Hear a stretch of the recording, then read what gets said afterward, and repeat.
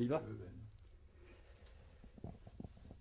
Aujourd'hui, on parle aisément de l'islam et de l'Occident, deux vocables qui regroupent des réalités très variées, très complexes, mais on oppose quand même ces deux blocs. Certains parlent même de clash ou de choc des civilisations. Qu'en pensez-vous? Quelle est votre analyse à vous? Eh bien, ma première remarque à ce sujet, c'est que je lutte depuis très longtemps pour essayer de nous défaire de cette terminologie extrêmement trompeuse qui oppose islam avec un I majuscule et Occident avec un I majuscule, parce que ce sont d'immenses abstractions. Et malheureusement, elles sont reprises par les médias, et les médias donnent le vocabulaire courant à tout le monde. Et ce que peuvent faire les chercheurs ou ceux qui essayent de clarifier ce que j'appelle des mots sacs, comme ces deux-là, leur précision, leurs analyses ne passent pas suffisamment. Et en ce qui concerne l'islam, j'essaye de ramener l'attention aux sociétés. Je prends toujours l'exemple de la société indonésienne, où il y a plusieurs sociétés. C'est un monde à soi tout seul, parce que c'est un grand archipel où il y a des îles, et donc des groupes sociaux, des collectivités qui parlent des langues extrêmement différentes, qui se réfèrent à des mémoires historiques tout à fait différentes, et tout cela est mis de façon arbitraire sous l'étiquette islam. Alors, si nous comparons l'Indonésie au Maroc, la Malaisie au Sénégal, la Tchétchénie à l'Égypte, vous voyez un peu ce que ça donne. Alors que pour l'Europe, il y a longtemps qu'on a renoncé au mot chrétien ou chrétienté. On ne dit plus la chrétienté, et encore moins le christianisme, pour nommer la diversité européenne. Du côté du mot Occident, c'est la même chose. Car le mot Occident, en arabe, il est vrai, on dit le couchant, le Maghrib, et le Maghrib qui correspond à Gharb. Gharb, c'est l'Occident aussi, le couchant. Et dans le langage arabe contemporain, l'Arab est plus courant que Oroba. Oroba, on en parle quand il faut absolument se référer à ce qui se passe, par exemple, en ce moment dans l'Union européenne, mais couramment on dit l'Arab. Et dans le mot arabe, on met toute l'Europe et bien entendu les États-Unis, l'Amérique du Nord, alors que le concept d'Occident, si nous l'analysons en tant que concept géopolitique et géoéconomique, il réfère d'abord aux 7 ou aux 8 grands qui se réunissent, les plus puissants du monde, les plus riches économiquement. Ça forme un tout. C'est un Occident géoéconomique, géomonétaire.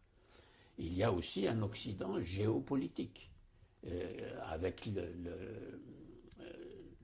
les États-Unis, enfin disons l'Amérique du Nord et l'Europe.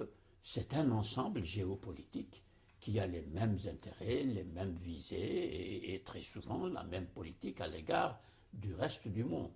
Une certaine fracture est apparue très récemment entre les États-Unis et certains pays européens, pas tous, au sujet de la guerre d'Irak, mais on voit bien que la notion d'Occident englobe des réalités historiques, des nations, des États, des cultures, des langues qu'il n'est pas possible de nommer comme cela Occident pour construire des entités abstraites que l'on va opposer de manière totalement idéologique, loin de l'histoire, loin de la sociologie, loin de l'anthropologie culturelle, loin de tout ce qui fait la vie concrète et l'identité non seulement des peuples, parce qu'un peuple, si nous disons le peuple français, ça englobe, surtout maintenant, ce que j'appelle des mémoires collectives. La notion de mémoire collective s'intéresse justement à ce qui est la base de référence des identités des groupes. Donc nous sommes extrêmement loin de cette précision. Et nous devons absolument en sortir, et sortir de la formule que vous avez employée, le choc des civilisations. Là aussi, je m'inscris en faux. Dès le début, dès 1993, quand Huntington a publié un simple article de revue qui est devenu une sorte de Bible de justement un Occident imaginaire opposé à un islam imaginaire, construit tous les deux, pour dire « Ah, nous entrons dans l'ère des chocs des civilisations ». Ça n'est pas un choc des civilisations, c'est un choc des ignorances, et des ignorances institutionnalisées, c'est-à-dire qui sont liées à la politique des États, au choix des États en ce qui concerne l'enseignement de leur histoire, l'histoire de l'État-nation en Europe, et l'histoire de l'État-nation qui n'existe pas, mais qu'on fait exister idéologiquement depuis l'indépendance de tous les pays qui faisaient ce qu'on appelait le tiers-monde. Aujourd'hui, le concept de tiers-monde, qui est un concept géopolitique, ne s'emploie plus. C'est un concept qui a été forgé en 1953 ou 1954, lorsqu'il y a, ou 55, je ne me rappelle plus exactement, c'est entre 53 et 55, la grande réunion à Bandung, en Indonésie, des États non alignés, comme on l'appelait en ce moment-là. Il y avait Nasser, il y avait Nehru, et un troisième que j'ai oublié, Tito. Tito, exactement, il y avait Tito, et donc c'était un bloc géopolitique face aux deux blocs, aux deux grands, l'URSS et l'Occident de l'Atlantique, l'Union Atlantique Nord. Et donc nous voyons là toute une confusion s'opérer. Alors tout ce vocabulaire qui a été employé des années 50 jusqu'en 1989, c'est-à-dire la chute de l'Union soviétique, et tout ce vocabulaire maintenant est obsolète. Et on est en train de créer un autre vocabulaire, et je fais remarquer que le vocabulaire géopolitique vient toujours des grands. Il ne vient jamais de ce qui est désigné par les grands. Ce ne sont pas les peuples et les États du Moyen-Orient qui se nomment comme on les nomme. Et ça, c'est une remarque qui va très loin. C'est-à-dire que les peuples ne se nomment pas eux-mêmes. Ils sont nommés de l'extérieur en fonction de la stratégie géopolitique de ceux qui interviennent dans ces pays-là en fonction de leurs intérêts. Les États-Unis viennent de forger un nouveau concept, le Grand Moyen-Orient, dans lequel on va mettre non seulement le Moyen-Orient qui inclut arbitrairement l'Afrique du Nord, c'est-à-dire le Maghreb, et le Moyen-Orient jusqu'à l'Irak et l'Iran, et on va dépasser jusqu'au Pakistan pour inclure le Pakistan parce que la stratégie géopolitique depuis les attentats du 11 septembre implique, pour les États-Unis bien sûr, une stratégie qui doit englober cet ensemble. Mais ce concept-là est d'une abstraction absolument dangereuse et irrecevable. Ça n'est pas opératoire du tout si l'on veut, par exemple, installer des régimes démocratiques comme ça nous est annoncé par les États-Unis à propos de l'Irak. Donc il y a là un mélange, une confusion qui n'est pas due seulement aux médias. Elle est due à des dirigeants politiques. Et ça, c'est grave, parce que ces dirigeants politiques imposent un vocabulaire en fonction de ce qu'ils ont choisi de faire par rapport aux intérêts de leur nation qu'ils défendent, comme il est déclaré tout à fait explicitement par les États-Unis, mais aussi au XIXe siècle et jusqu'à la fin de la Deuxième Guerre mondiale, l'Europe avait fait ce que les États-Unis font aujourd'hui. Voilà donc un ensemble de données qui montrent que nous sommes dans la confusion et dans les ignorances des politiques réelles menées à l'intérieur de chaque pays par chaque État. Alors, quel État? Au départ, si nous prenons l'Algérie par exemple, qui est très proche de nous, c'est le parti-État, c'est-à-dire un parti politique qui a milité pour l'indépendance, qui arrive ensuite au pouvoir et se proclame État. Alors, je lis parti-État avec un trait d'union. Qu'est-ce qu'un parti-État par rapport à la tâche historique d'amener le peuple, car il y a aussi le peuple qui attend de la part de l'État, qu'il soit conduit vers les libertés qu'on lui avait promises pendant les luttes de libération de la domination coloniale dans les États 50-60.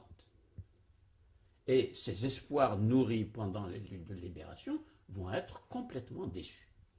Parce que le parti-État, c'est un parti unique, il ne tolère pas de pluralisme politique, il ne tolère pas d'opposition politique, donc il ne permet pas à la société civile de se former, d'entrer en scène politiquement, juridiquement, culturellement, comme c'est le devoir de tout État attaché au peuple, comme dans le langage évidemment, en arabe, Chab, c'était le mot de tout le monde, au service de Chab, c'est-à-dire du peuple.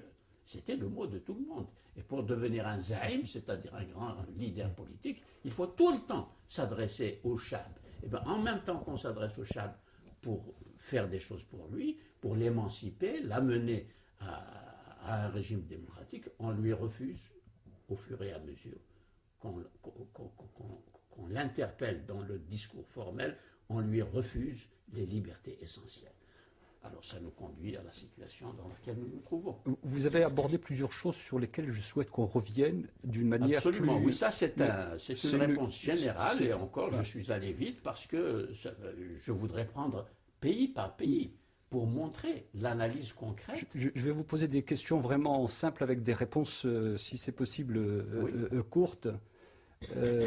La première, lorsqu'aujourd'hui on parle du monde arabo-musulman, ça vous dit quelque chose ou c'est une notion complètement aberrante? Alors ça aussi, c'est une question qui est liée à ce que nous venons de dire. Le monde arabe, le nationalisme arabe, l'unité du monde arabe était le cœur de la politique de Nasser.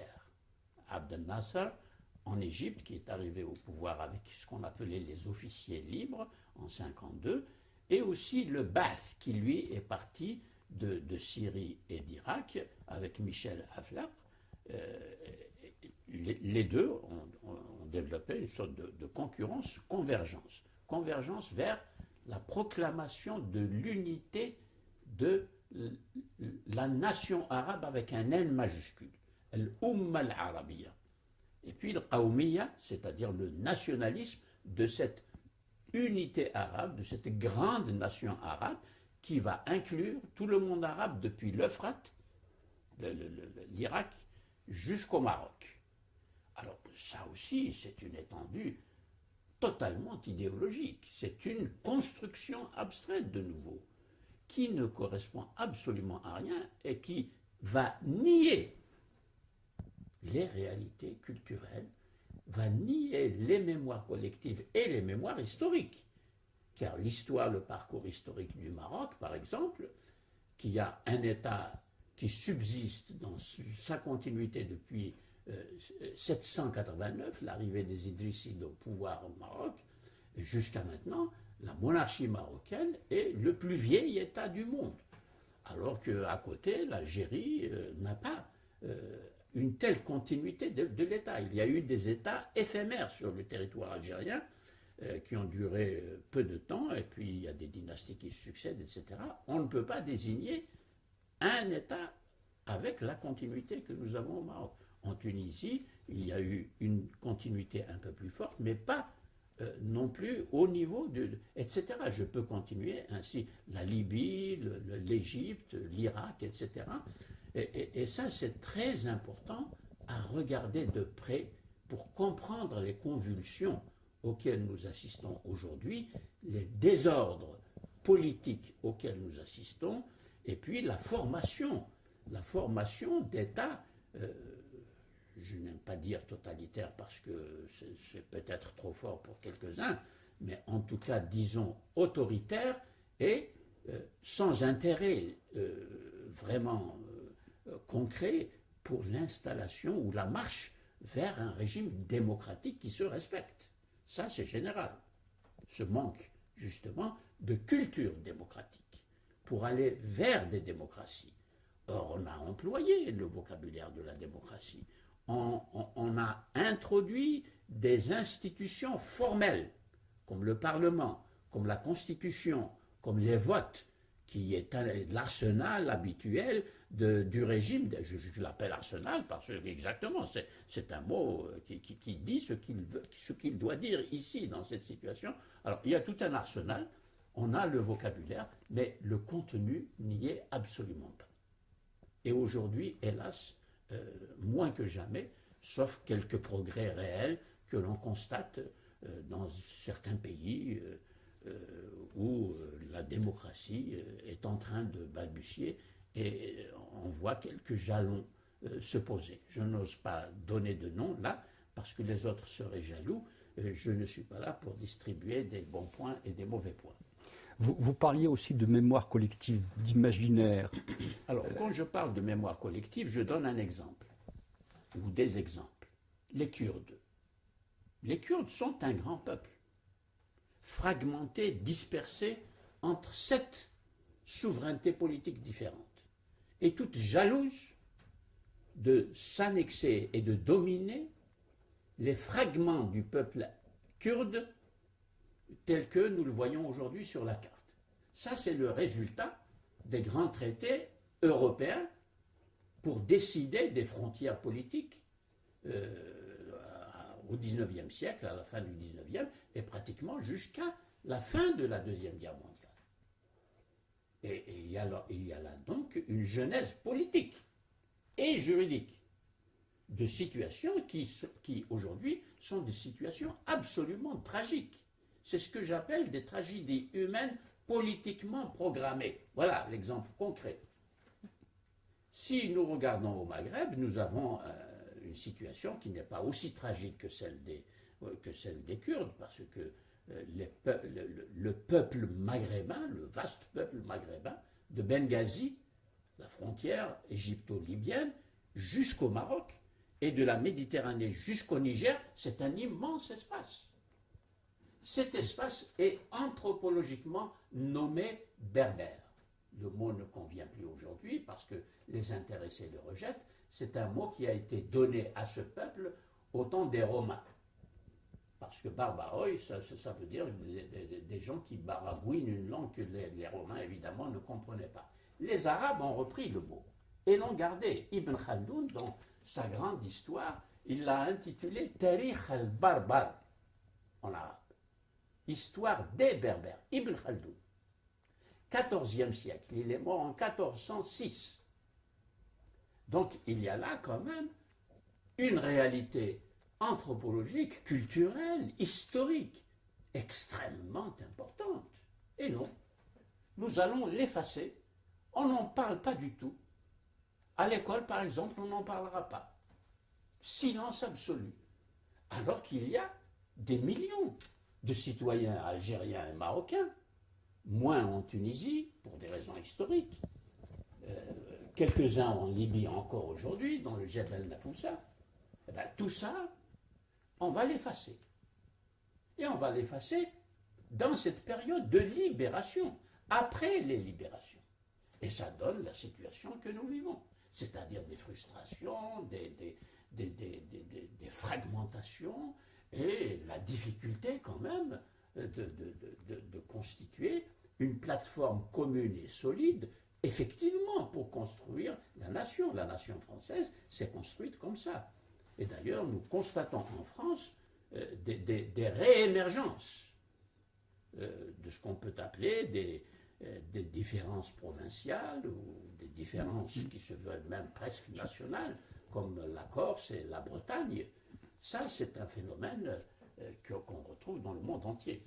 Je voudrais revenir encore sur la mémoire collective et l'imaginaire. Vous pensez que l'islam ne joue aucun rôle, l'islam n'est pas fédérateur, l'islam ne nourrit pas la mémoire collective de cette région. Vous voyez que quand on descend dans la réalité des sociétés et des peuples, nous découvrons justement des univers de culture, de langue, de croyances qu'on va nommer religieuses, mais qui ne sont pas nécessairement des croyances islamiques. Par exemple, au Maghreb, il y a des croyances de la religion africaine avant l'islam, et qui durent et qui perdurent à travers une couverture plus ou moins mince ou plus ou moins épaisse de croyances islamiques. Et tout cela aussi, on l'efface, ça n'existe pas. Et comme on n'enseigne pas l'anthropologie, justement pour ne pas réveiller ces différences et pour construire la nation telle que l'a définit le parti-État, et non pas une culture démocratique quelconque, eh bien, nous employons le mot islam pour couvrir cette diversité. Mais il se trouve que cette diversité n'arrive pas à être éradiquée. Les États échouent à éradiquer cette diversité. Elle s'exprime au contraire dans une différenciation progressive et des oppositions politiques qui nous causent les ennuis que nous avons aujourd'hui. Vu de l'extérieur, on a l'impression quand même que l'islam reste fédérateur, en tout cas comme étant un élément de solidarité entre tous ces peuples, y compris même des populations vivant en Europe. Alors, je vous dirais qu'il est fédérateur toujours au niveau idéologique, c'est-à-dire de l'abstraction, où effectivement on présente une situation historique commune à des peuples très différents, comme je viens de dire. La situation commune, c'est qu'il y a l'Occident, ce qu'on appelle l'Occident, comme nous l'avons dit. Et l'Occident est présenté comme l'ennemi contre lequel il faut se battre, parce qu'il est contre l'évolution historique libre de l'ensemble des peuples. Alors, comme on constate effectivement dans ces divers pays que la présence de l'Occident est là, ces aspects-là de présence hostile, disons-le, et qui vient de l'extérieur et qui ne prend pas en charge du tout les intérêts des pays, parce qu'on a vu par exemple se constituer ces partis-États pendant longtemps. L'Europe, aussi bien que les États-Unis, se sont accommodés de ces sortes de dictatures et de pouvoirs qui se sont exercés contre les peuples et contre la nécessité de construire cette fameuse nation. Car la nation est toujours en gestation. Eh bien, parce qu'il y a donc cette situation historique qui a été créée par une force réelle qui est celle de l'Occident. L'Occident à la fois représenté, mais aussi l'Occident comme force économique, l'Occident comme force monétaire, l'Occident comme force culturelle, puisque c'est l'Occident qui nous donne le vocabulaire pour nous interpréter nous-mêmes. Il faut passer par le vocabulaire forgé dans les universités, par les chercheurs en Europe et en Amérique pour nommer les réalités qui se vivent. Alors on ne les nomme pas de façon adéquate, parce que ce vocabulaire ne surgit pas des tensions internes aux sociétés. Et voilà pourquoi ça se passe dans une sphère entièrement fabriquée, là aussi, et cette sphère ne fonctionne qu'au niveau de ce que les sociologues appellent les imaginaires sociaux, c'est-à-dire des représentations de soi, des images mentales qui vont être gonflées. Mais c'est de la faute de la suprématie de l'Occident ou c'est de la faute de la faiblesse du monde arabo-musulman? Les deux.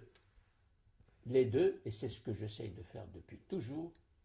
Je suis pas à pas ce qui se passe à l'intérieur. J'analyse les démissions, les omissions, les oppressions, les refus de liberté à l'intérieur. Et il y a encore d'autres facteurs que je peux nommer, par exemple l'instrumentalisation de l'islam comme force de soulèvement historique. Et non pas du tout comme religion, non pas du tout comme expérience spirituelle, non pas du tout comme foi, comme on l'a entendu à propos du voile en France. Je mets le voile parce que c'est ma foi. C'est absolument faux pour le sociologue. Et pour le théologien, car il y a aussi la voix du théologien, c'est également faux. Le voile n'a jamais été une obligation canonique, comme la prière et la zakat. Et voici qu'on l'élève par la décision de mouvements qui mobilisent des imaginaires on lui donne le statut d'une obligation canonique. Pour parler foi, car dès que je dis la foi, les démocrates s'aplatissent. Ils n'ont rien à dire. Mais il y a tout de même, tout ce que je dis là, c'est à dire. Il faut le dire, je veux dire. Car il faut prendre position au sujet de ce que disent les théologies, pour ne pas faire n'importe quoi avec la référence théologique. Comme la démocratie proclame sa neutralité vis-à-vis de la religion, elle dit « Ah, c'est la foi. Oh, pardonnez-moi, je respecte absolument votre foi et c'est terminé. On n'examine plus rien. » Mais c'est terrible ça, la situation dans laquelle nous vivons. Alors qu'au Moyen-Âge, en plein Moyen-Âge, c'est malheureux de référer au Moyen-Âge pour prendre des exemples qui nous permettent de comprendre aujourd'hui le rôle de l'instance de l'autorité théologique comme autorité à la fois spirituelle et intellectuelle. Car la théologie est une discipline intellectuelle. Nous le voyons très bien chez les chrétiens, protestants et catholiques. Chez les juifs aussi. Parce qu'ils ont participé à la modernité plus que les musulmans. Les musulmans se sont détachés complètement de la modernité, ils ne l'ont jamais prise au sérieux jusqu'à présent. Et pire encore, ils ne savent pas. Ils ont perdu contact avec la fonction indispensable de l'instance du théologique. Le philosophique, n'en parlons pas, les musulmans l'ont complètement éliminé, et cette fois-ci depuis longtemps. Le philosophique, depuis la mort d'Averroès, 1198. Oui, voilà 2 dates déjà, qui sont des dates repères pour l'histoire intellectuelle, l'histoire culturelle, l'histoire religieuse et bien entendu l'histoire politique. De tout ce monde que l'on met dans le grand sac, dans la grosse valise, soit de l'islam, soit du monde arabe, soit de l'Asie centrale, soit de l'Asie du Sud-Est, ou du Sud-Ouest, ou du Sud-Est, oui, des entités géopolitiques qui tout ce que je viens de nommer, ce sont des concepts géopolitiques et des divisions géopolitiques qui viennent de l'Europe et des États-Unis. Autrement dit, il n'y a pas de voix qui s'élève de l'intérieur pour se nommer soi-même. Nommer soi-même le type d'islam qui se vit au Pakistan. Le type d'islam qui se vit dans l'immense communauté musulmane de l'Inde, plus de 130 millions de musulmans, dans l'océan Hindou. Tout ça, vous voyez, on le met dans des abstractions. Et j'espère qu'on sortira. Mais il faut que les médias nous aident pour dire ce que je suis en train de dire. Et qu'on n'entend pas souvent dans les médias, dont c'est le rôle absolument nécessaire, politiquement indispensable, le devoir d'expliquer aux citoyens cette confusion insupportable dans laquelle nous vivons et qui engendre de la violence. C'est une des sources les plus fortes des violences que nous vivons dans nos sociétés. Parce qu'il n'y a pas cette intervention des seuls acteurs sociaux qui peuvent inciter les esprits à s'arrêter un moment, à devenir calmes et à dire « Voyons, qu'est-ce qui se passe? Comment dois-je parler? Comment dois-je m'exprimer? Avec quel vocabulaire en tant que citoyen ?» Faire cet arrêt-là, comme nous le faisons en ce moment, dans notre conversation. Et je regarde les téléspectateurs, je leur dis cela. Je suis sûr que si l'on répète le temps qu'il faut, avec les attentions qu'il faut de la part des médias, pour donner la parole ainsi à ceux qui peuvent apporter cette sérénité est aussi une compétence dans l'analyse pour nous sortir de la violence. Et la violence extrême, Une des violences extrêmes que nous venons de vivre, personnellement, je l'ai vécu comme une violence terrible, qui fait souffrir. Le symbole de la place de la République à Paris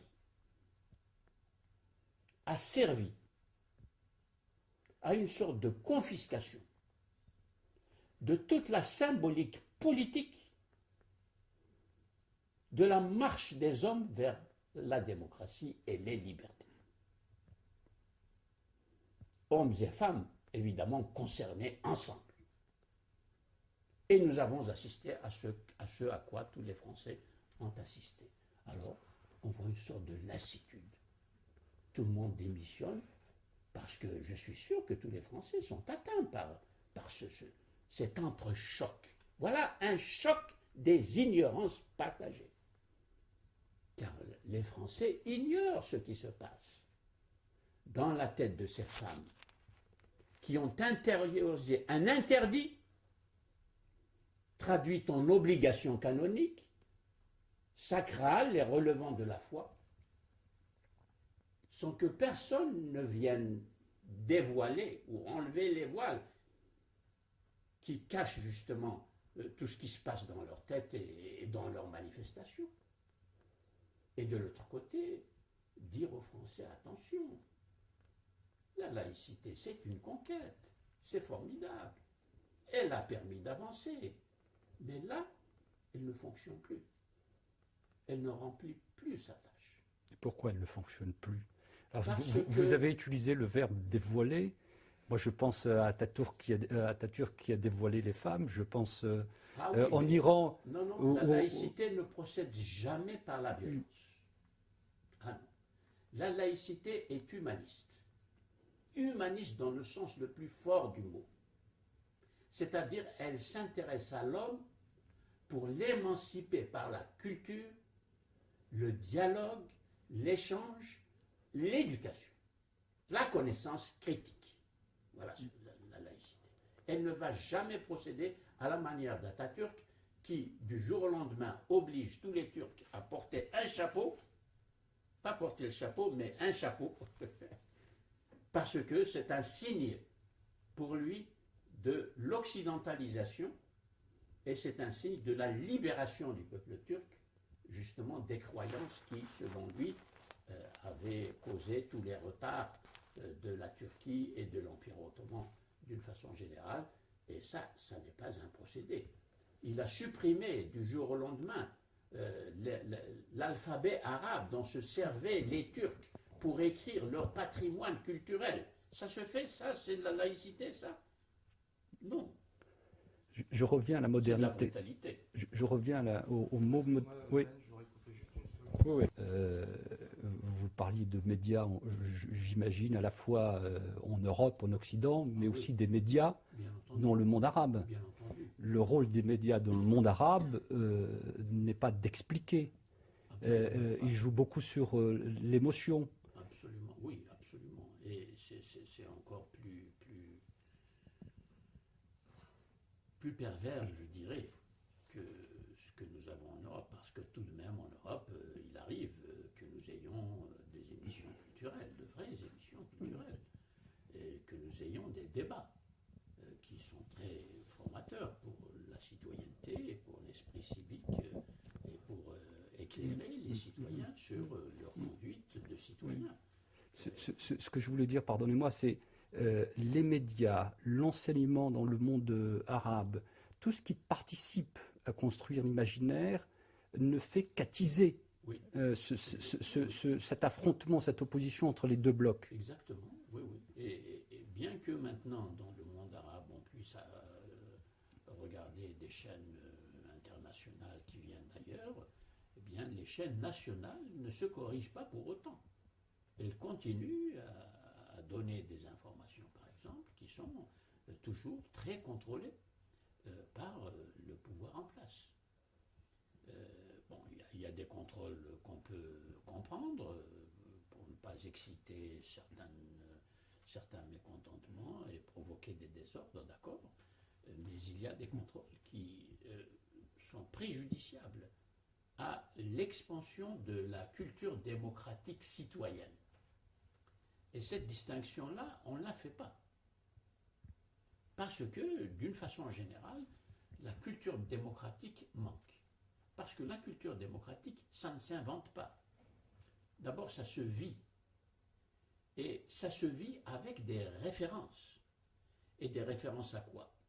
Au travail des historiens, au travail des sociologues, au travail des anthropologues, au travail des philosophes. La Révolution française et anglaise et américaine sont impensables s'il n'y avait pas eu des Descartes, des Leibniz, des Spinoza, des John Locke, des David Hume, des Voltaire, etc., qui ont réfléchi sur l'État. Qu'est-ce que c'est que l'État? Quelles sont les fonctions de l'État? Quels sont les devoirs et les obligations de l'État vis-à-vis de la société civile, comme nous l'appelons aujourd'hui, vis-à-vis des peuples et vis-à-vis de cette nation qui a une âme nationale fondée sur des références. Et ces références-là, elles se nourrissent de l'apport des chercheurs en sciences sociales. La même chose peut se produire dans le monde musulman? Mais bien entendu, il suffit d'avoir un gouvernement démocratique. Et s'il est démocratique, si les membres du gouvernement ont reçu la culture démocratique, ils vont faire un système éducatif autrement plus ouvert que celui dont ont souffert un grand nombre de peuples. Imaginez la façon, dans l'histoire de chaque pays, si nous prenons le Maghreb par exemple, brusquement, la frontière politique de Tunisie, Libye, Algérie, Maroc sont devenues des frontières également culturelles. Ce qui est inadmissible. L'espace maghrébin est un espace culturellement continu, à condition d'admettre, comme nous l'avons dit, d'admettre toutes les cultures et les langues qui s'expriment dans cet espace. Je l'appelle espace maghrébin, pour ouvrir justement, transgresser les frontières politiques. Et regardez avec quelle énergie les frontières politiques sont devenues des lignes maginaux. Le commerce entre les 5 pays du Maghreb est presque nul. Le commerce en général, même le commerce. La circulation des hommes et des femmes, des citoyens, est contrôlée infiniment plus qu'elle ne l'est dans la circulation verticale, enfin nord-sud. Ça, c'est des réalités que nous vivons. C'est absolument insupportable d'en être arrivé là. La question du Sahara est pendante depuis que les Espagnols sont partis. Ça, c'est la question des frontières décidées par le colonialisme. On reviendra tout à l'heure, parce que j'ai des questions sur le nationalisme. Mais il appartient quand même à ce que nous appelons les élites nationales de réfléchir et de ne pas faire des frontières politiques, de ne pas les transformer en frontières culturelles, en effaçant le socle culturel et anthropologique commun de tous les Maghrébins. Et quand je dis le socle, c'est la sensibilité elle-même. Quand je vois un Libyen ou un Marocain, pour moi, je suis immédiatement de plein pied. Et tous les Maghrébins sont comme ça. Et non, voilà ce qui se passe. En ce qui concerne l'attentat, les attentats du 11 septembre 2001, juste après Ben Laden parlait de 80 ans d'humiliation des musulmans. Est-ce que c'est une humiliation ressentie par les intégristes ou par l'ensemble des musulmans, y compris les modérés? Eh bien voilà la question du vocabulaire que j'ai déjà souligné. Cette manière de parler est disproportionnée par rapport à la réalité vécue par les peuples et par les citoyens, là où il y a des débuts de citoyenneté qui fonctionnent. Parce que on ne peut pas parler d'humiliation par la colonisation après 40 ans de souveraineté nationale.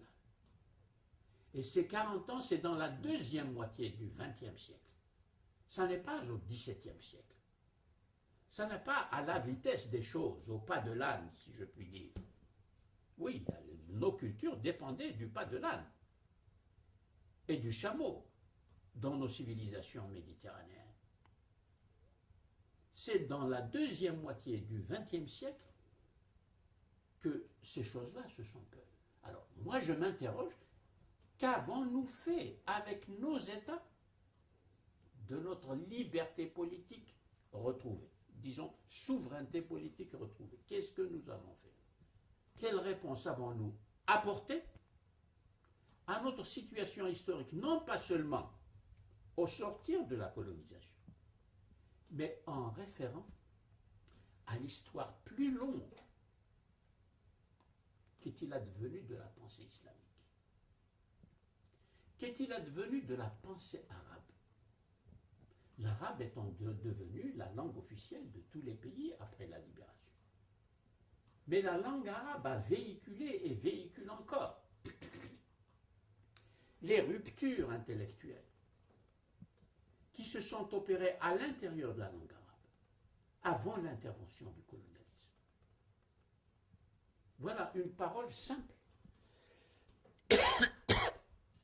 que des historiens maghrébins ont dite, mais leur voix est inaudible. On ne l'entend pas. Je dois dire qu'il n'y en a pas beaucoup qui ont insisté, comme j'insiste, sur l'importance des ruptures à l'intérieur du lexique de la langue arabe par rapport aux richesses du lexique philosophique, par exemple, de la langue arabe, quand on va de El-Kindi jusqu'à Averroès, 4 siècles environ, de développement de la culture philosophique. Ce lexique est fermé, il est dans les manuscrits, on n'édite pas les manuscrits, si on les édite, peu vont les lire, et on n'enseigne pas le contenu de ces ouvrages. Si, ne serait-ce que d'expliquer le Fasl al-Maqal d'Ibn Rushd, le traité décisif sur les rapports entre la philosophie et la loi religieuse. C'est ça le livre. Eh bien, il y a dans ce petit livre des jalons pour aller vers, sinon la séparation, au moins la distinction de l'instance du religieux et de cette instance de la raison autonome, libérée du joug dogmatique des religions. Car c'est ça la modernité. L'enjeu de la modernité en Europe, c'est la lutte de la raison face à la raison théologique instrumentalisée par le magistère catholique et ensuite, à un moindre degré, parce que le protestantisme est né avec la modernité, mais le protestantisme né avec la modernité a eu aussi son cléricalisme et ses développements dogmatiques, bien qu'ils soient beaucoup plus récents. Mais enfin, le christianisme, aussi bien orthodoxe dans l'Europe de l'Est que catholique dans l'Europe de l'Ouest, a confisqué tous les pouvoirs. Et la raison humaine a besoin de sa liberté. Et la modernité, ce sont les luttes intellectuelles de la raison, avant d'être politiques. Ça, c'est capital.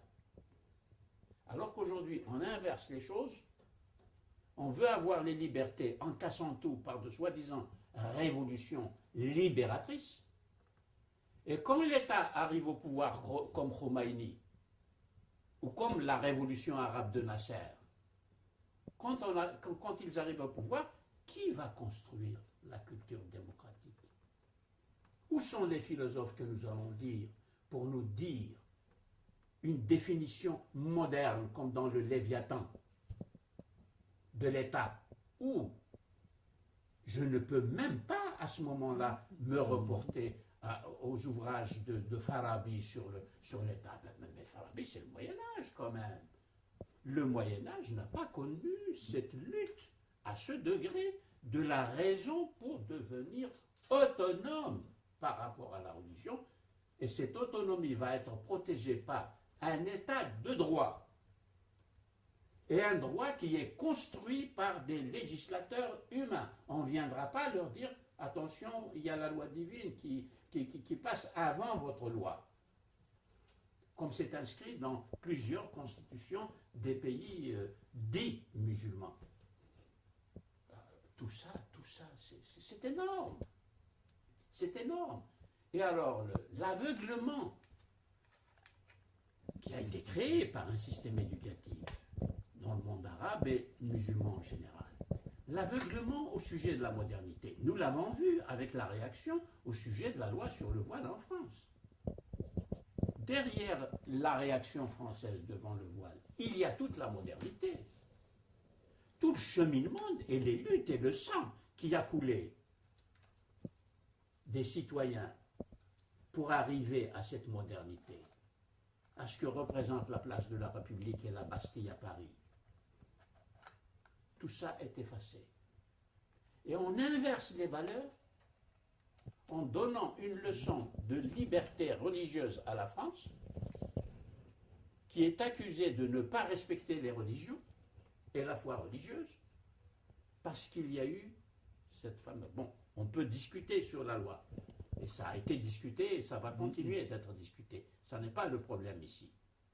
Je traite, et il faut traiter, de l'essence même de la modernité, qui concerne la condition humaine. Nous avons beaucoup d'intellectuels musulmans qui disent « Mais tout ça, c'est un cheminement de l'Europe, c'est son affaire, c'est particulier à l'Europe. » C'est absolument faux. Car la lutte de la raison pour sa liberté, elle est de tous les temps. Je peux citer Abu Hayyan Tawhidi, je peux citer Miskawayh, des philosophes qui se sont battus pour l'autonomie de la raison au Xe siècle à Bagdad et à Téhéran d'aujourd'hui, à Isfahan et à Shiraz, dans l'Iran d'aujourd'hui. Mais comme on ne connaît pas cette histoire, on dit n'importe quoi. Et on dit que le parcours européen pour la modernité, c'est leur affaire à eux. Nous avons nos références, notre modèle qui va fonctionner, etc., etc. Et nous en sommes là. Et malheureusement, on ne peut pas le dire partout, comme nous le disons ici, parce qu'il y a le terrorisme à côté.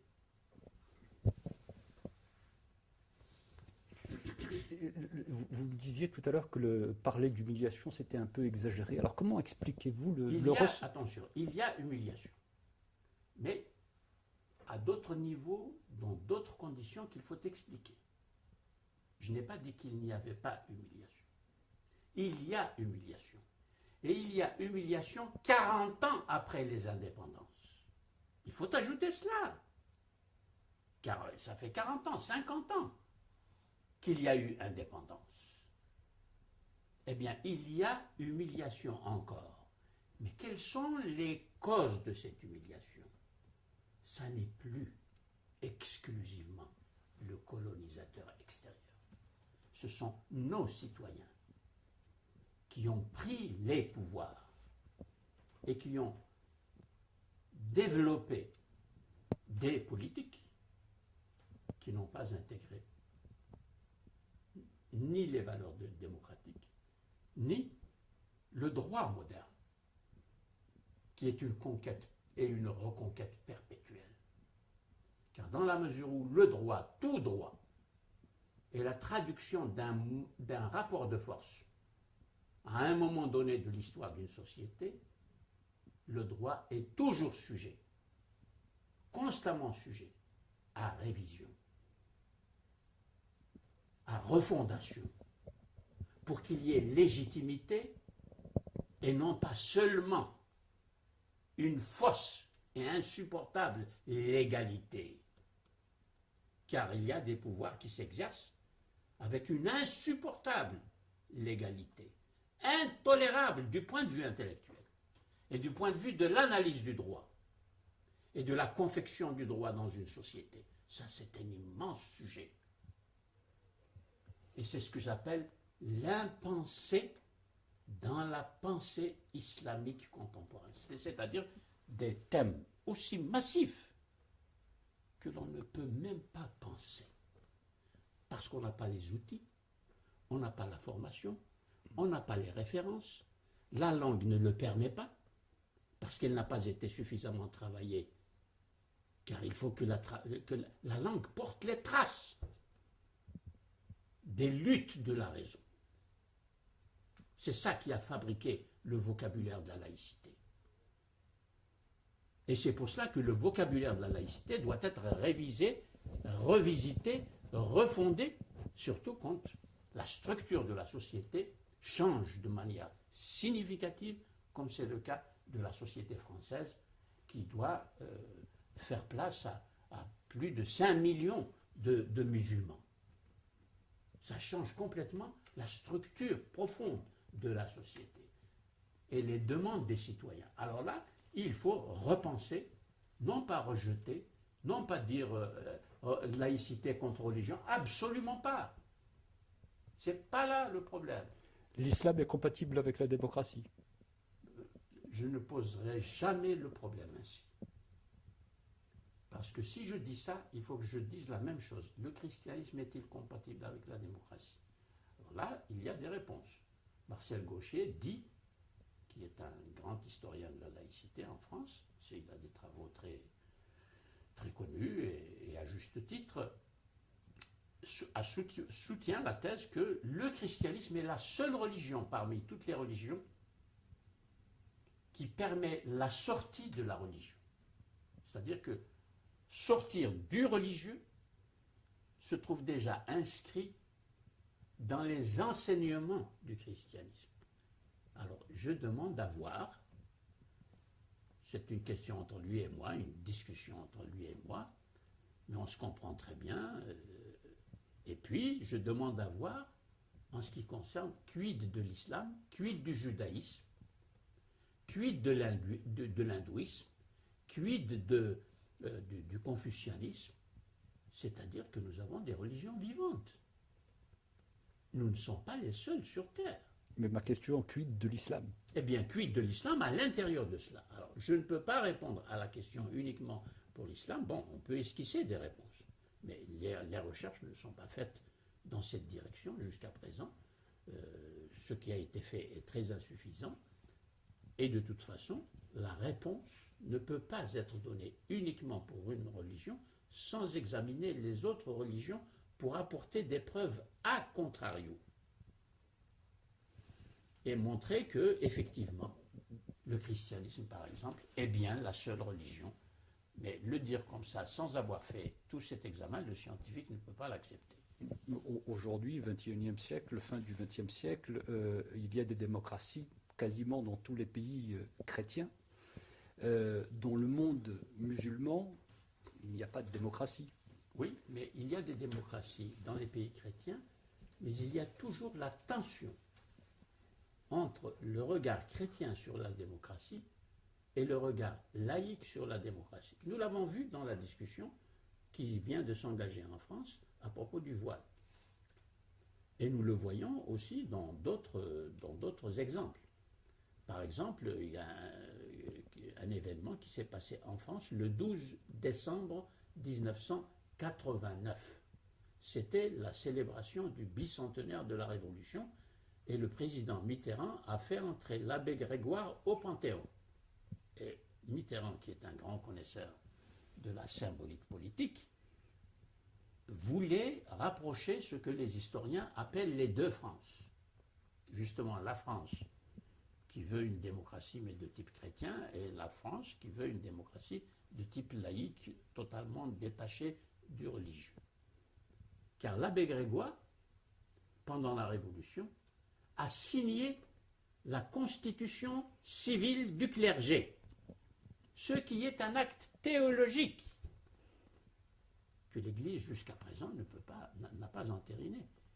Et le cardinal Lustiger a été invité par Mitterrand à participer à cette cérémonie républicaine de réconciliation des deux France sur un point de symbolique politique et religieuse qui ne sont pas en tension de lutte, mais en tension théorique, en tension de conception.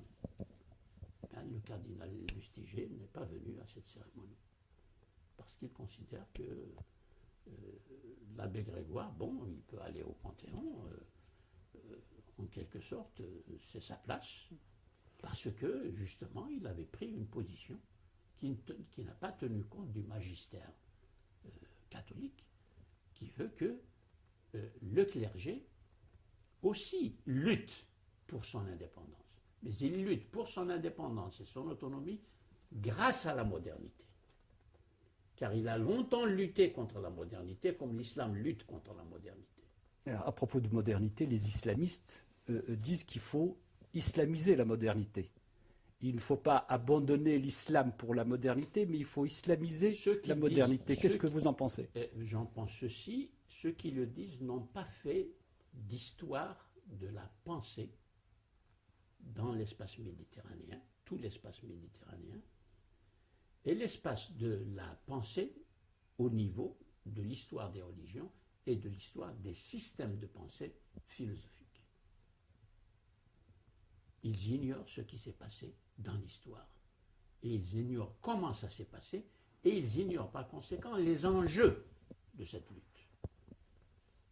Le statut dont j'ai parlé de la théologie, par exemple, est en discussion. Le statut de la pensée philosophique est en discussion. Tout est en discussion. Ça, c'est notre situation actuelle. C'est pour cela qu'on parle de postmodernité.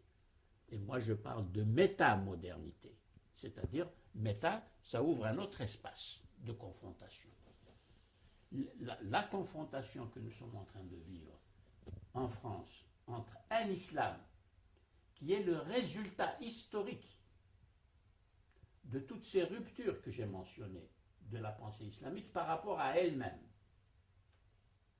et qui surgit dans un espace historique français et une société française du début du XXIe siècle, où la laïcité elle-même est en débat, la modernité elle-même est en débat, parmi les chercheurs, les philosophes, les penseurs, etc., les artistes, les écrivains, tout est en débat. C'est pour cela que je dis méta, parce qu'il faut voir qu'il y a un autre espace qui est en train de s'ouvrir, et qui n'est plus l'espace de l'État-nation, Union européenne. Car jusqu'à présent, le rapport modernité, tradition ou religion s'est déroulé à l'intérieur de l'espace de l'État-nation. Espagnol, anglais, allemand, hollandais. Et voilà pourquoi nous voyons des compromis différents entre la religion et la laïcité dans les différents pays européens. Parce que le parcours a été effectivement à l'intérieur des frontières. Maintenant, c'est à l'intérieur de l'Union européenne. Et nous voyons les Européens qui sont en train de s'interroger. Vous mettez les Polonais et les Français ensemble au sujet de cette question, c'est un autre espace.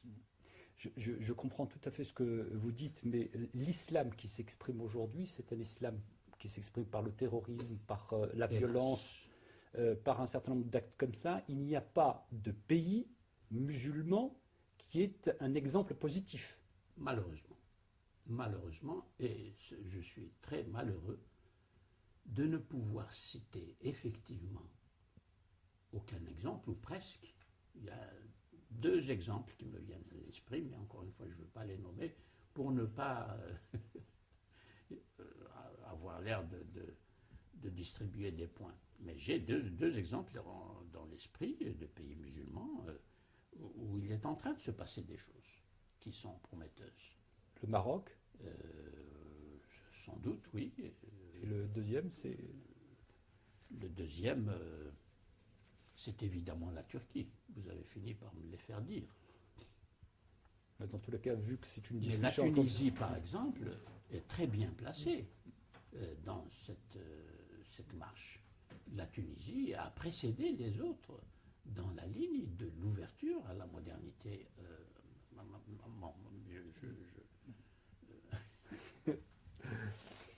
D'accord. Quel est je reviens à ce ressentiment qui existe quand même dans le monde arabo-musulman vis-à-vis de l'Occident. Quel est le poids dans ce ressentiment, dans cette haine de la question israélo-palestinienne? Considérable, tout à fait considérable, bien entendu. Il faudrait une émission pour ça, pour cette situation. Voilà une situation qui n'est pas seulement historique, une situation qui touche au cœur de l'histoire des trois religions monothéistes. Et nous voyons ces trois religions monothéistes totalement incapables, impuissantes à faire quoi que ce soit pour dépasser le conflit. Et bien entendu, les pouvoirs politiques sont encore plus impuissants. Alors que ce sont eux, là aussi, qui ont généré, par des décisions politiques successives, cette question-là, cette situation-là. Et donc là, nous avons un terrain de réflexion, un terrain d'échange, un terrain de reprise totale de ce que les uns et les autres nous appelons nos valeurs. Devant cette tragédie historique innommable, qui peut parler des valeurs, l'un en face de l'autre? Et qu'est-ce qu'une valeur qui voit se dérouler les tragédies quotidiennes auxquelles nous assistons depuis maintenant plus de 50 ans, sans que personne ne puisse apporter une solution acceptable au regard de la raison dont nous parlions, qui exerce quand même une certaine forme de souveraineté.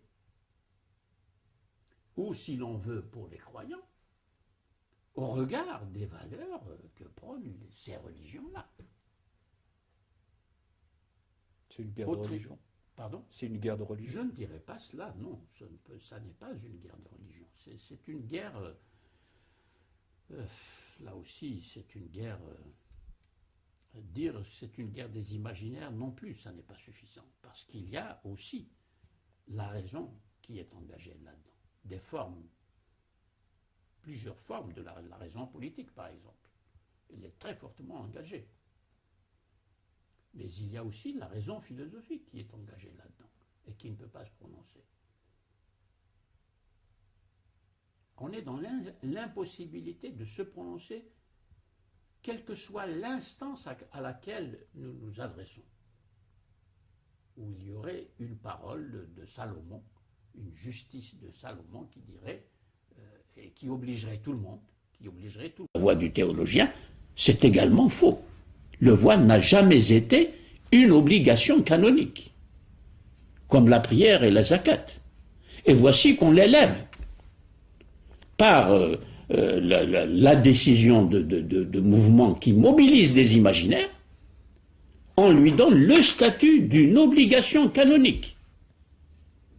Pour parler foi, car dès que je dis la foi, les démocrates s'aplatissent. Ils n'ont rien à dire. Mais il y a tout de même, tout ce que je dis là, c'est à dire. Il faut le dire, je veux dire. Car il faut prendre position au sujet de ce que disent les théologies, pour ne pas faire n'importe quoi avec la référence théologique. Comme la démocratie proclame sa neutralité vis-à-vis de la religion, elle dit « Ah, c'est la foi. Oh, pardonnez-moi, je respecte absolument votre foi et c'est terminé. On n'examine plus rien. » Mais c'est terrible ça, la situation dans laquelle nous vivons. Alors qu'au Moyen-Âge, en plein Moyen-Âge, c'est malheureux de référer au Moyen-Âge pour prendre des exemples.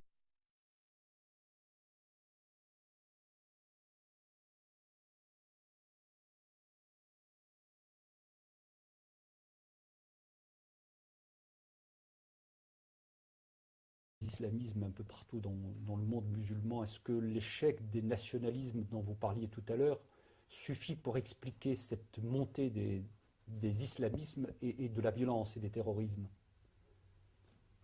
Oui, encore le mot islam et islamisme qui revient.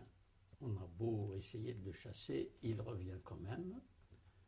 Mais ici, islamisme nomme des conduites collectives et des conduites individuelles qui sont tellement complexes qu'on ne peut pas les analyser sous l'étiquette islam. Ça ne suffit pas. Moi, je n'ai jamais accepté de regarder le phénomène terroriste, je l'appelle phénomène parce qu'on parle de phénomène quand c'est trop complexe, mais qu'on voit qu'il se produit des choses, on ne peut pas en rendre compte. C'est comme la mentalité pré-moderne. On va dans une source, il y a des bulles qui sortent de cette source. Ça n'est pas habituel que des bulles sortent de l'eau comme ça. Il y a quelque chose, il y a une force qui est en train d'opérer. Comme je ne peux pas nommer cette force, je vais dire que c'est une force surnaturelle. C'est un peu la même chose aujourd'hui.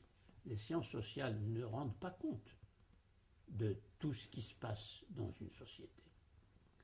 Et la genèse du phénomène terroriste, nous ne pouvons que constater un certain nombre de données frappantes. Une des données frappantes, c'est qu'au cours de l'histoire, la violence guerrière, qui est une forme de terrorisme, a toujours opéré. Il n'y a pas de société où il n'y ait pas cette forme de violence. La violence est une dimension anthropologique des sociétés. Les plus anciennes et les plus sophistiquées, modernisées, donnent lieu à des violences. Et même dans notre modernité, nous avons eu des violences encore pires que tout ce qu'on a pu imaginer auparavant dans l'histoire des sociétés. Je pense au nazisme et au stalinisme. Il n'y a pas pire que ça. Et après cette expérience, on a dit la mémoire, il faut se souvenir, plus jamais ça, etc. Qu'est-ce que nous voyons? Alors, on parle beaucoup de génocide. Le mot génocide alors, il y en a qui ne veulent pas banaliser le génocide pour les raisons que nous connaissons. Mais le massacre de peuples entiers est là devant nous. Et c'est un fait aussi que nous assistons à ces massacres. On sait très bien qu'ils sont le résultat d'une certaine politique. Mais jusqu'à quand faut-il remonter dans l'histoire pour établir la généalogie de cette violence-là, sous la forme dans laquelle elle s'exerce aujourd'hui? Nous ne voyons pas. Et quand on instruit un procès, on a instruit un procès sur comment ça s'appelle, le Rwanda, le Biafra et beaucoup d'autres. Mais les commissions n'aboutissent pas. Parce que justement, la généalogie réelle établie par des historiens scrupuleux, qui effectivement nous mettraient devant des réalités, elle est interrompue par des raisons d'État, plusieurs. Voilà pourquoi nous sommes devant un manque d'informations élémentaires pour pouvoir nous prononcer davantage sur ces tragédies qui se répètent. Une autre considération qu'il faut ajouter, c'est que les indépendances et les luttes pour les indépendances ont eu recours à la violence terroriste. Toutes. Le Vietnam, le Cambodge, l'Algérie, l'Afrique, c'était des violences inouïes. Et là, la violence a été légitimée par la domination coloniale, le phénomène de la domination. Mais le problème se pose. Fallait-il aller jusque-là pour obtenir ces indépendances? Et donc, le terrorisme se trouve légitimé. Voilà ce que je veux dire. Il est légitimé d'une certaine façon, puisque ceux qui ont fait des actes terroristes deviennent soudain, du jour au lendemain, des présidents de la République. Ils sont là en fonction. Autrement dit, le terrorisme est valorisé. Il conduit à une valeur positive. Et c'est un fait auquel nous assistons. Partout. Et là, parce qu'il atteint une dimension qui n'est pas limitée à une petite guerre de libération entre deux États, que l'on juge de l'extérieur comme on l'a fait, par qu'à prendre le cas de l'Algérie, les États-Unis, l'URSS, qui jugeaient, intervenaient, manipulaient, etc. Et pour les autres aussi, hein, le Cambodge, comme j'ai dit. Et donc, le fait de valoriser cet acte fait qu'on se dit, mais ça a réussi. Allons-y. Les actes terroristes des extrémistes musulmans, des islamistes, peu importe le terme que l'on utilise, est valorisé aux yeux des populations. Ah ben bien sûr. Pendant les guerres de libération, il n'y avait pas un seul, il n'y avait pas une voix qui manquait.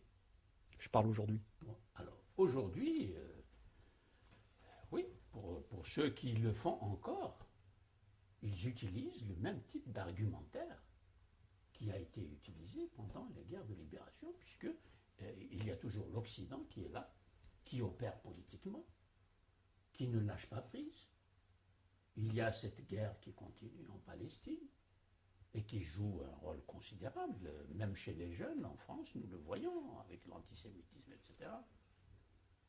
Donc, c'est un phénomène que je dis complexe parce que il faut aller au fond du fonctionnement de la décision politique au niveau des États. Ça, c'est une première chose. Deuxième chose, il faut aller au fond de l'analyse des imaginaires sociaux qui se laissent mobiliser et faire ces actes-là en leur donnant une valeur. Et au niveau des imaginaires, en ce qui concerne l'islam, puisqu'il faut bien dire un mot sur l'islam, alors là, ça n'est pas l'islam. C'est ce que j'appelle, c'est un peu complexe, mais quand même la réalité est complexe, il faut donc des outils d'analyse très fins. Ce que j'appelle le régime religieux de la vérité. Comment se construit la vérité dans une religion? Et comment cette vérité construite, socialement, culturellement et historiquement construite, devient une référence transcendante, ontologique, indisputable, sous le nom de foi, par exemple, alors qu'il y a lieu de faire la généalogie d'une foi religieuse et d'une vérité religieuse, comme Nietzsche l'a fait pour la généalogie des valeurs chrétiennes. Il faut appliquer la méthode nietzschéenne pour la critique philosophique et anthropologique des valeurs et de ce que les religions nomment vérité, mais aussi, dès qu'on va dans ce chemin-là, va se poser la question du régime de la vérité selon la raison moderne laïque. Parce que les guerres d'Hitler et de Staline, elles ne se sont pas faites au nom d'une vérité religieuse traditionnelle, mais au nom d'idéologies qui ont fonctionné exactement avec les mêmes outils, les mêmes procédures de raisonnement et de légitimation que les religions ont utilisées. Alors, voilà des lignes d'analyse, comme vous le voyez, qui nous mènent très loin. Et donc, juger le terrorisme, oh c'est horrible, c'est affreux, c'est insultant, bien sûr, bien sûr. Mais ça nous conduit à l'humain. Ça nous conduit à la nature humaine.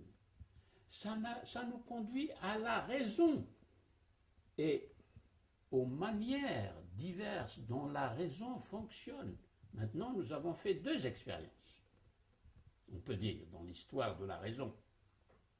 L'expérience religieuse, et nous avons vu ce que ça donne, et nous voyons encore ce que ça peut donner, et l'expérience de la raison moderne, qui a pris le pouvoir politique et le pouvoir intellectuel depuis au moins le XVIIIe siècle.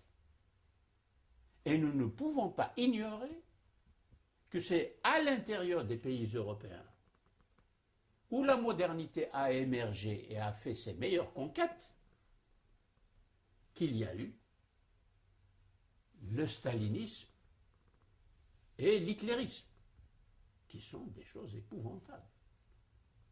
Surgit en Allemagne, en Russie, c'est des pays, c'est intra-européens. L'islam n'a rien à y voir. Et donc là, vous voyez, nous allons très loin. Et je suis sûr que la recherche scientifique, aussi bien que les penseurs, vont aller dans ce sens-là pour rendre compte totalement du phénomène, ce que j'appelle le phénomène terroriste.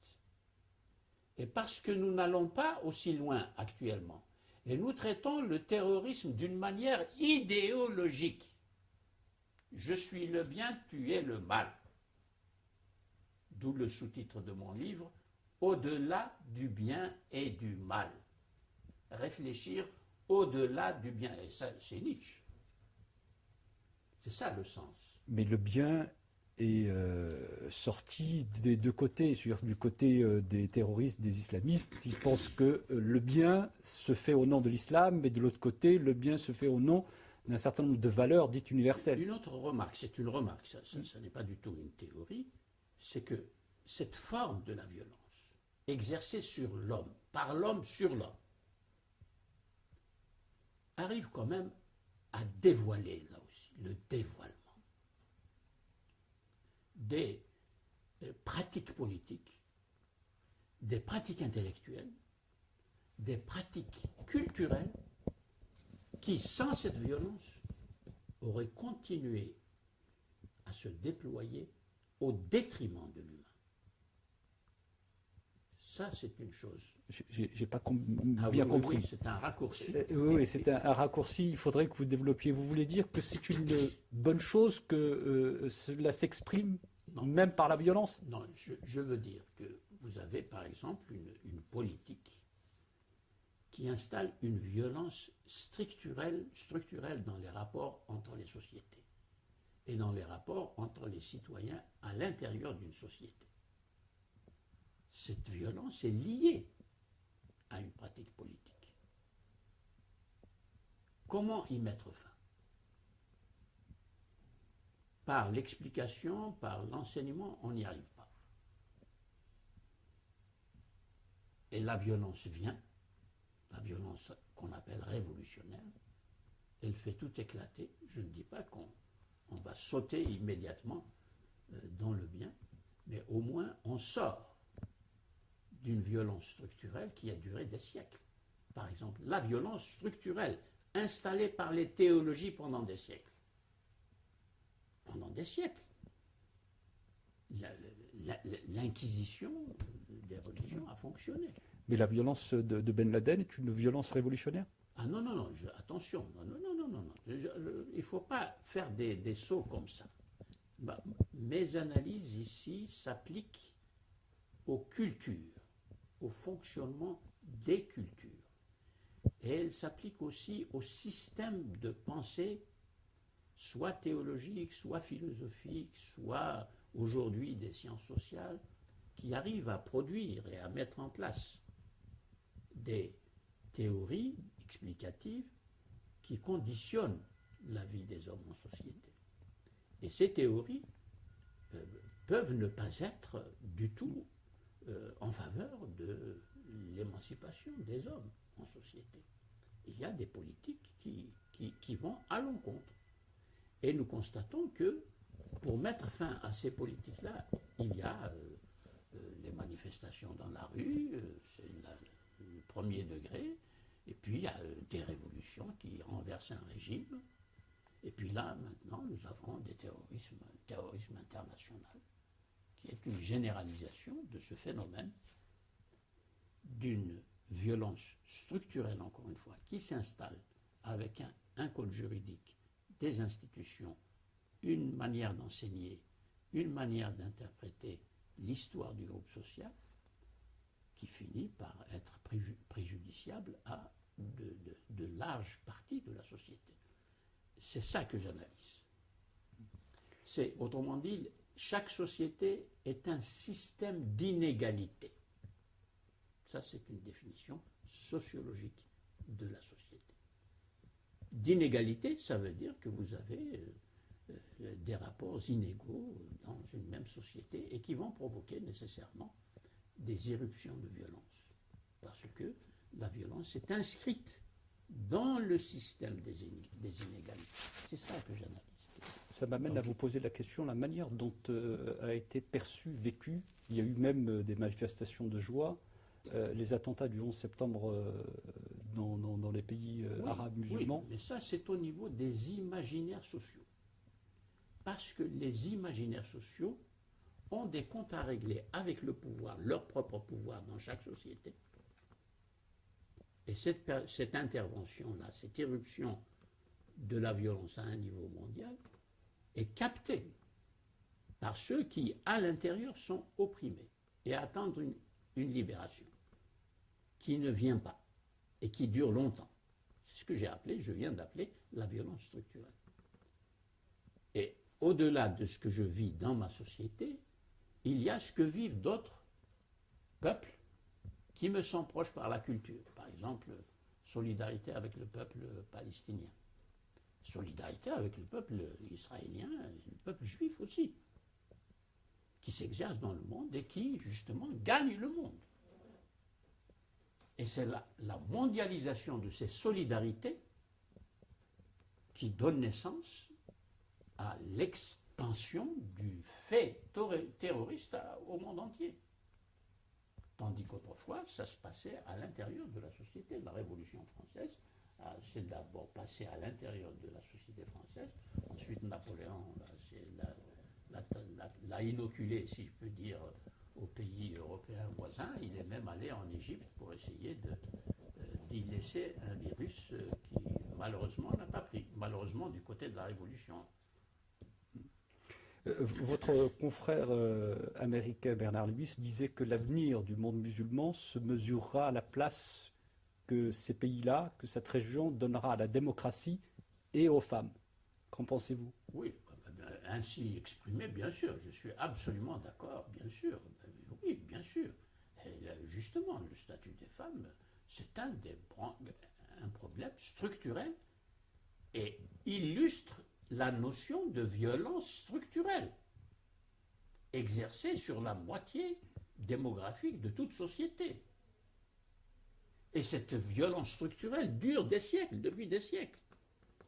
Et nous la voyons revenir à la fin du XXe et au début du XXIe sous la forme que nous sommes en train de constater dans plusieurs sociétés, en enfermant les femmes dans une religion ritualiste, pas dans une religion avec une culture moderne de libération.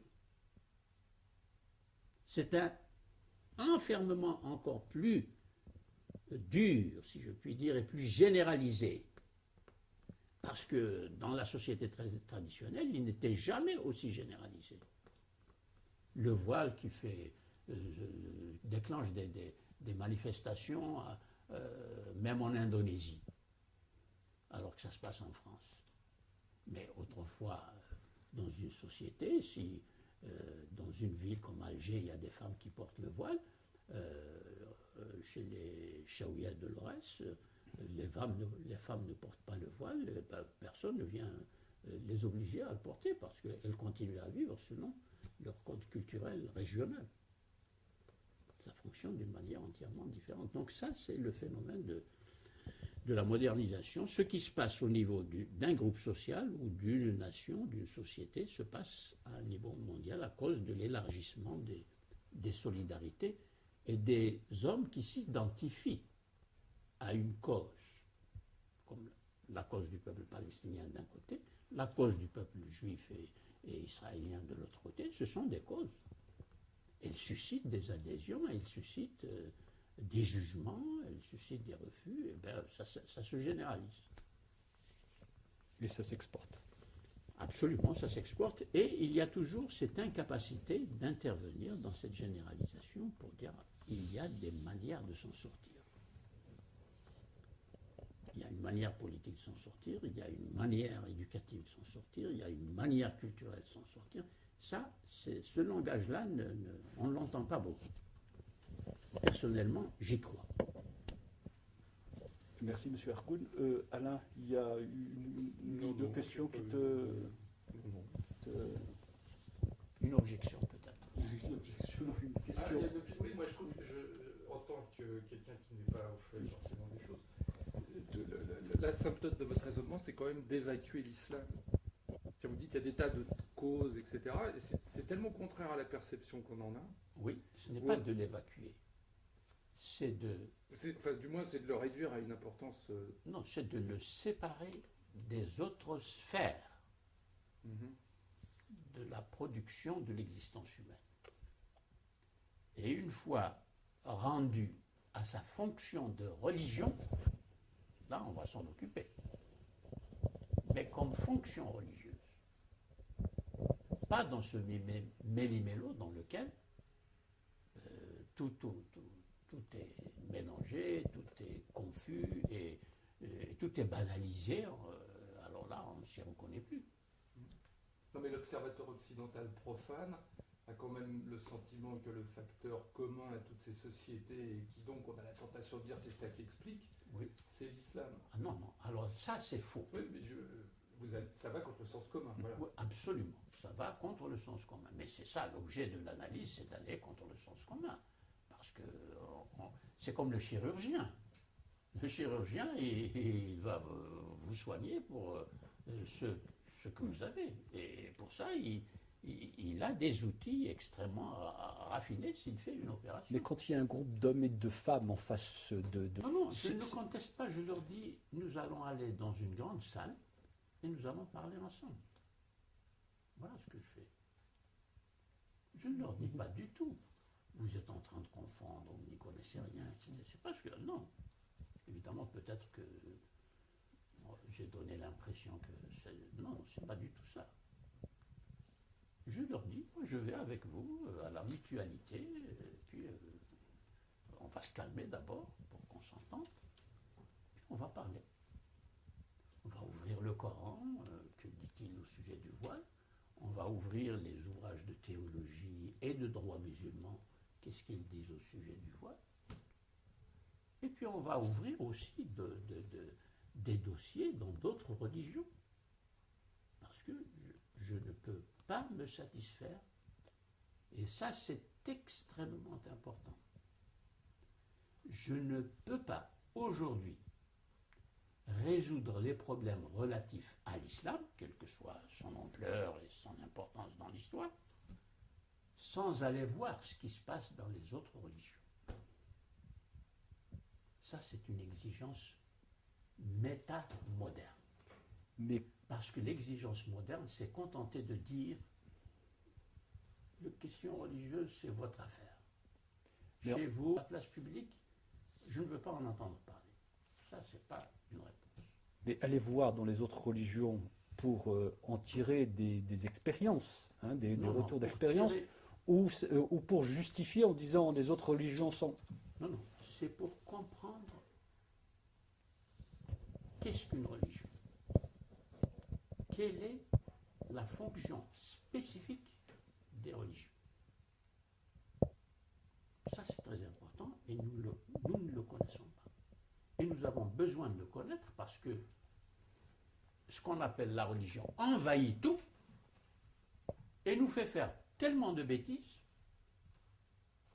parce que nous ne sommes pas armés, nous n'avons pas les outils du bon chirurgien pour opérer la société dans son ensemble, telle qu'elle fonctionne. Parce que la modernité n'a pas pris au sérieux la question du religieux. Elle n'a pas pris au sérieux. Elle s'est contentée de le mettre à l'écart et de l'enfermer dans ce qu'elle appelle la sphère privée. Ben, intellectuellement, ça ne marche pas. Spirituellement, ça n'est pas acceptable. Parce que l'homme a besoin d'émotions, il a besoin de rêver, de se dépasser, de s'étendre. La religion lui a permis ça. Mais en même temps, la religion l'a conduit à construire la cité de la manière que nous connaissons. Et c'est ça qu'il faut affronter aujourd'hui.